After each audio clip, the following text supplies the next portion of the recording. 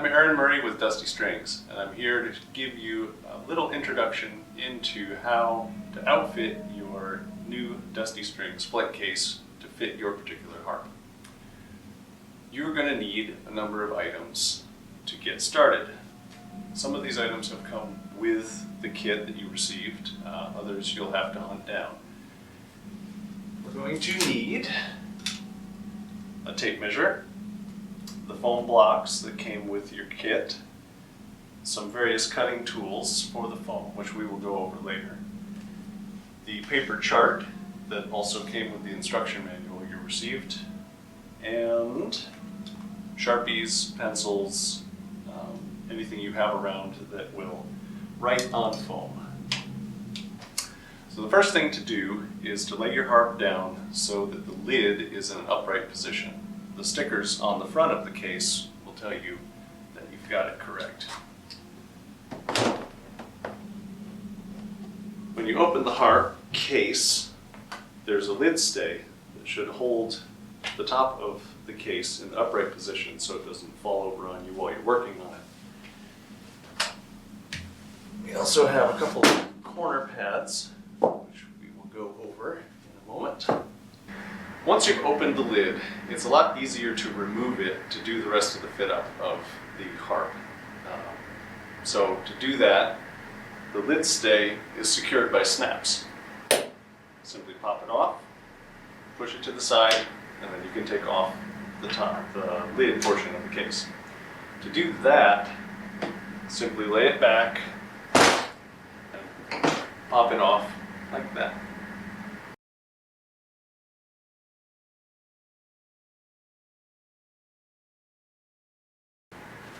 The blocks are designed to fit inside these recesses in the case very securely so they can't come out when you're storing your case.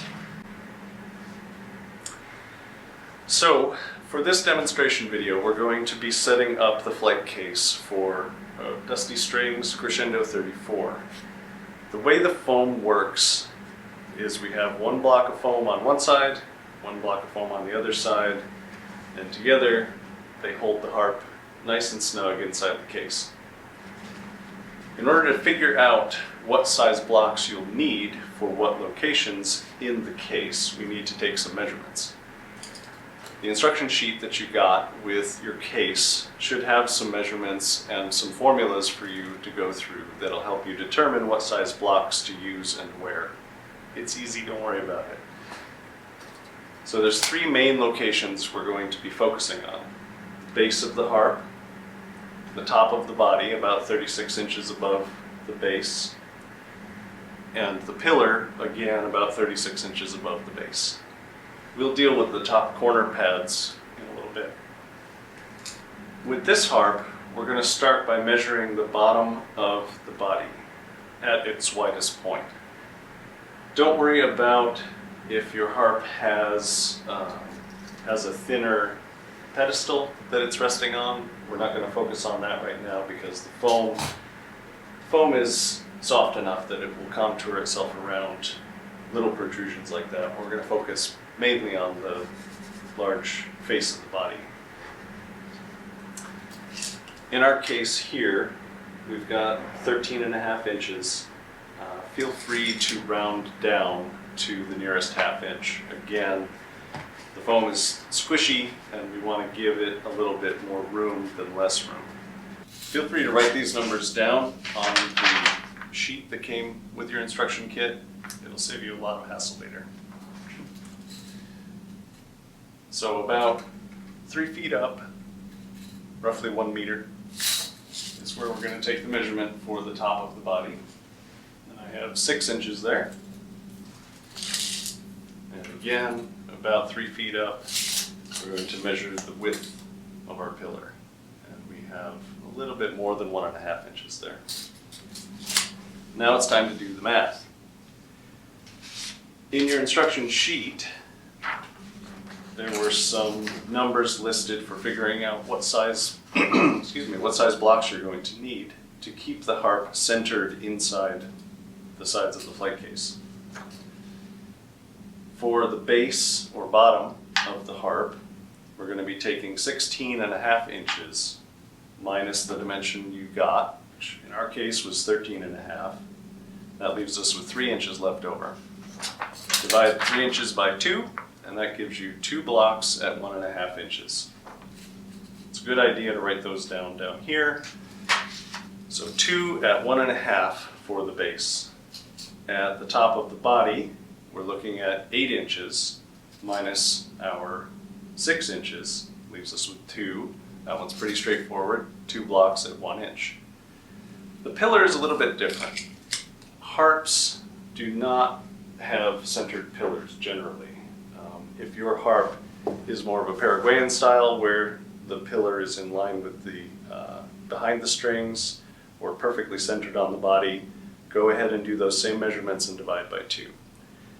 In our case, pillars and necks are offset a little bit from the center line of the harp, so your blocks aren't going to be exactly half and half. We're going to favor them one way or the other. In our case, we've got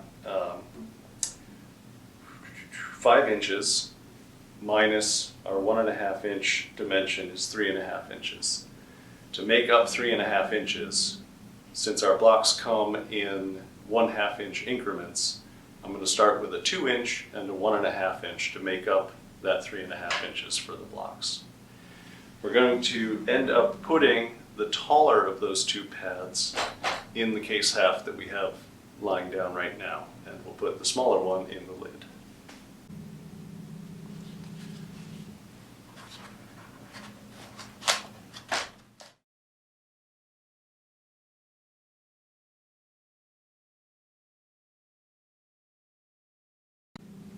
So we're going to be laying the harp in the case for the first time. We're going to be laying the harp in the case with its levers down. And although this is probably uncomfortable because everyone's been taught never to lay their harp down on their levers, be assured we've done this on purpose.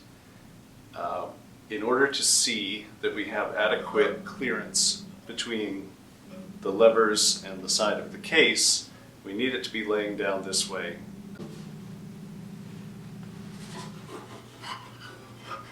Start by putting the base in on top of its pad. And there we go. So what we're looking for now is to make sure that we have clearance between the levers and the side of the case. Roughly between 1/2 inch minimum and 1 inch is what we would be looking for. Don't worry about the strings touching the pillar pad at the moment. That will be addressed later. This is a good opportunity to see how centered the harp is within the case and whether or not you're going to need to add any foam to the pillar location. If you remember, we went with a 2 inch and a 1.5 inch pad. If the pillar doesn't look like it's centered very well in the case, or if you need a little bit more room between the levers and the side of the case, go ahead and make this block 1/2 inch taller, put it in, try it again, and see that we've got a nice even profile of the harp around the case. In this instance, I am going to go from a 2 inch block to the 2.5 inch here because I did need a little bit more room.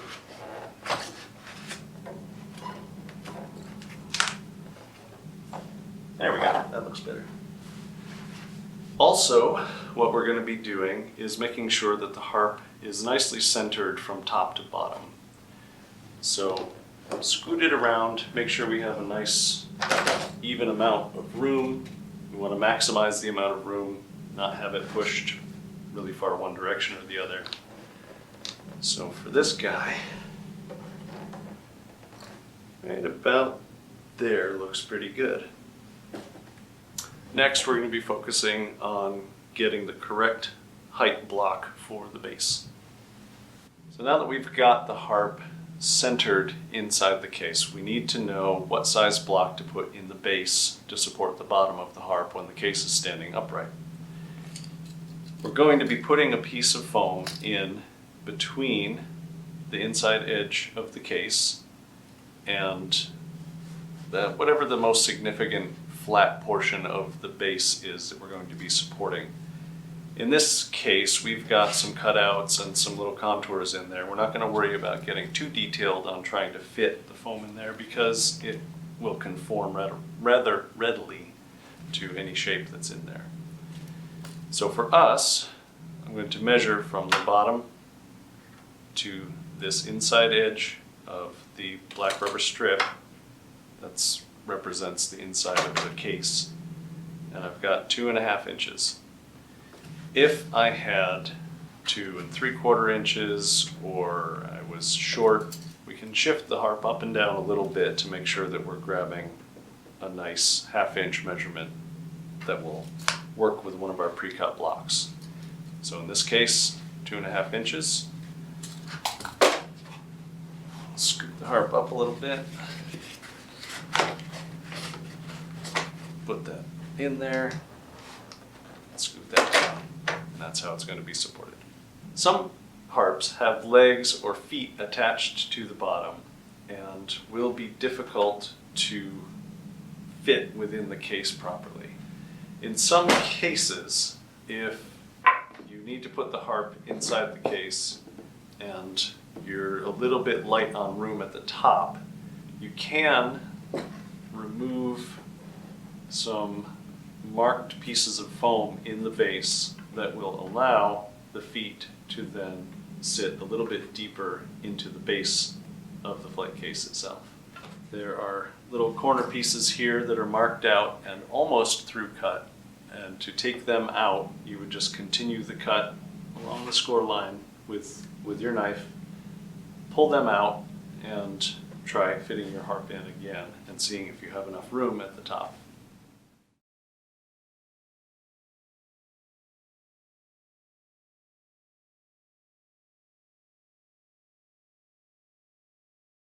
So the corner pieces are held in place with their tabs. There is an up and a down to these pads. The bottom of the pads will have a little bevel cut on the bottom of the tab. So this is the correct way up. In order to secure the corner pads, we're going to insert one of the tabs into its mating slot and then push in the other one until it snugs itself into place. Set the first one, wiggle the other one until it gets set in there, and there we go. We want to make sure that the foam is seated as securely and tightly as possible. We don't want the foam out like that. So make that one secure, make sure the strap is out of the way. Do the other one. Okay, we've put the harp back in. I've set the base down onto its base block nice and snugly and laid the harp down gently on top of the corner pads. This corner may want to deflect a little bit when you push the harp down or set the harp down on top of it. If that's the case, then go ahead and use one of your extra blocks as a little shim between this pad and the case itself. That'll just hold things in place nice. So we want to make sure that our harp is centered correctly so that we have a nice even reveal on either end. And now it's time for some tracing. If you can find a silver Sharpie or some other pen that you have in your house that will write on black surface and make it legible, then go ahead and use that. What we want to do now is from the looking straight down, we want to trace a line along the edge of the foam or onto the foam around the edge of the harp. And don't worry if it's not exactly perfect. We do have a little bit of give here. So when we were tracing that other corner, I noticed that our pad had come a little bit off of the inside edge here. Just go ahead and make sure that's nice and snug before making this final tracing. So again, just like we did on the other corner, we're going to place the pen nice and flat against the side of the harp and as straight down as we can do it. Go ahead and trace that line.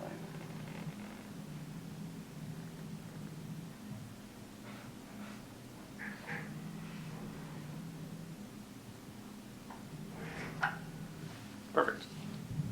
So now that we've made the marks on our top corner pads, I put the harp aside and it's time to work on cutting out the profile that you just drew. This piece of the foam is going to be kept, this piece of the foam is going to be excess, and this is an excellent piece to practice doing some cuts on. Now here at Dusty Strings we have a bandsaw, and that's a wonderful tool for being able to cut 3 inches of this EVA foam very easily. Not everyone has a bandsaw, so there are a couple of alternatives. Number 1, trusty old X-Acto knife. Perhaps you have a hacksaw with a nice long blade on it, coping saw, or the handy paring knife. I'm going to be demonstrating the paring knife and the X-Acto knife in this because we think that's probably what people will have most. So, cutting board, our piece of delicious foam. So I'm going to make my practice cuts again on this inside piece here. Now one way to do it when you have a very small bladed knife getting through a very thick piece of material is to I'll make a little test. Is to make a series of small cuts. So let's go in, keeping the blade as straight up and down as possible.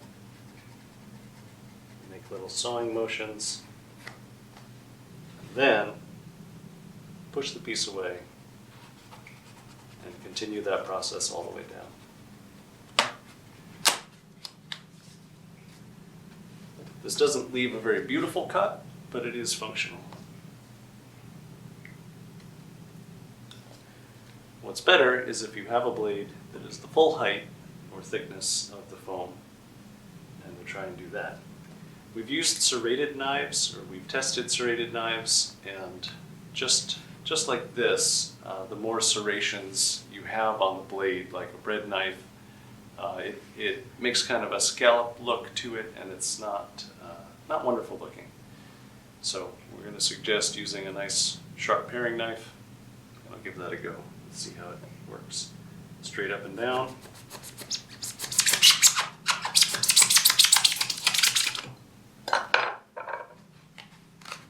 Delicious. All right, I think I'm going to give that a go and cut out the actual profile.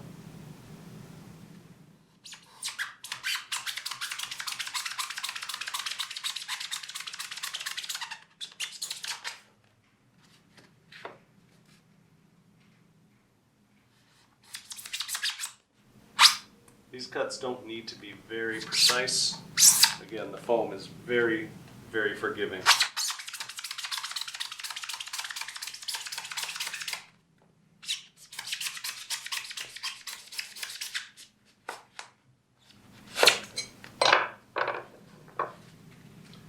All right, I got most of the way through that. Turn it over. Just going to try and finish it up with some nice long strokes.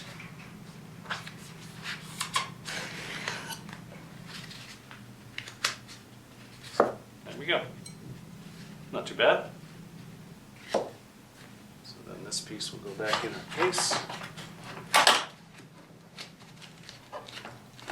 And we'll do the back corner.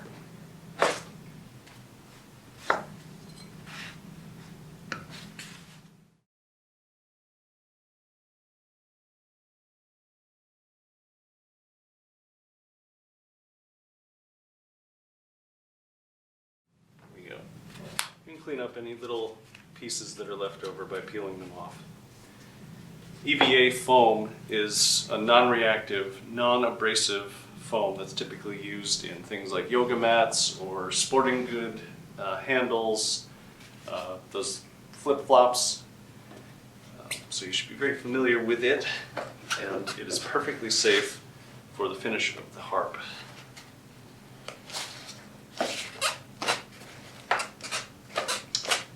There we go. All right, that cutting went pretty well. I do have a little bit of a gap up here at the top of the neck, and that's okay. A little bit of movement is all right. And if something goes terribly wrong and the piece gets miscut, we do have extra corner pieces that you can order from us.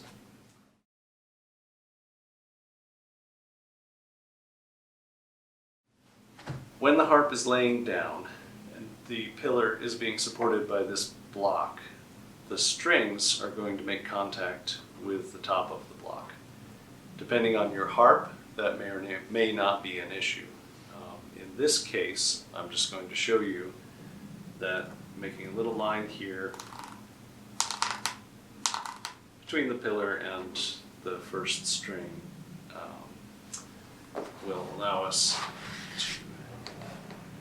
to take that guy out and make a little notch just to keep the strings from being pressured too much.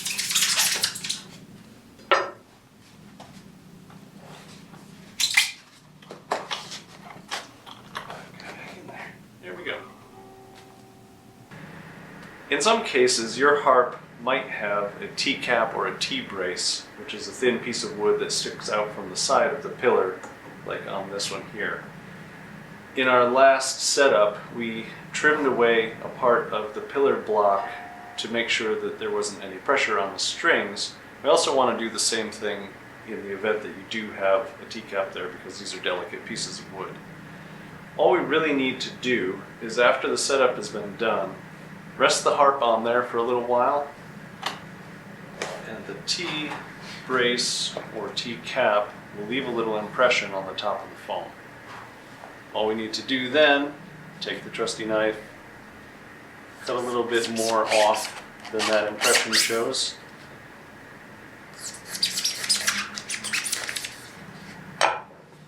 And that'll be enough of a relief that this is fully supporting the pillar and not putting undue pressure on that T-cap.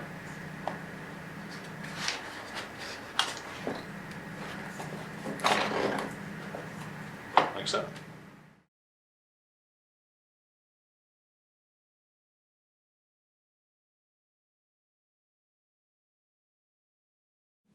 Alright, now it's time to put the lid back on the case. Remember those measurements that you wrote down on your sheet? Go ahead and put the appropriate size blocks into the 3 locations on the lid, and we'll be ready to go. In our case, I have a 1-inch block here, a 1-inch block here, and a 1.5-inch block at the base. To put the lid on, it's easiest to get one hook started, then move to the second one. Give a little bit of pressure to that middle hinge while you're closing. Once you get it to about 90 degrees, go ahead and take your lid stay and snap it into place. Now, you can let go of the lid and it will stay open so that you can easily take the harp in and out. When closing the lid stay, it's just a nice piece of soft nylon, will fold itself inside and shouldn't come outside the case.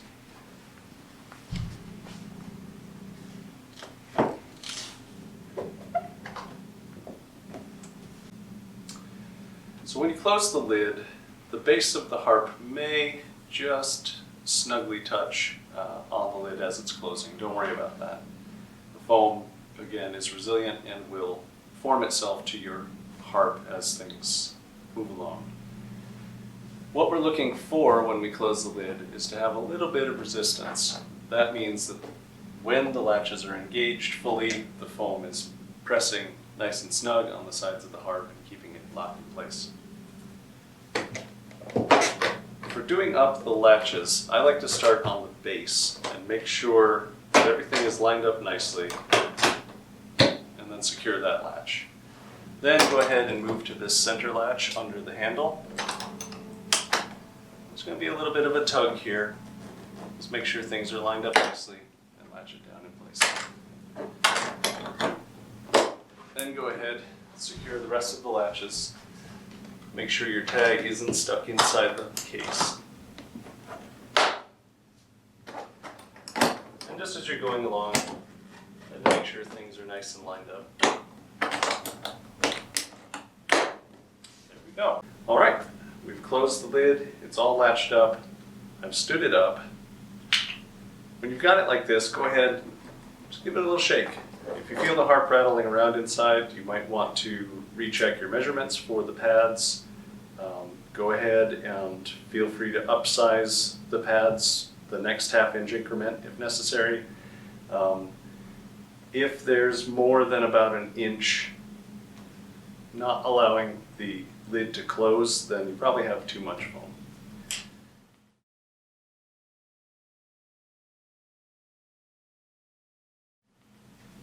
Now that everything is secure and set, we're going to go ahead and put in the casters. They simply press in. And there you go. Take them out again.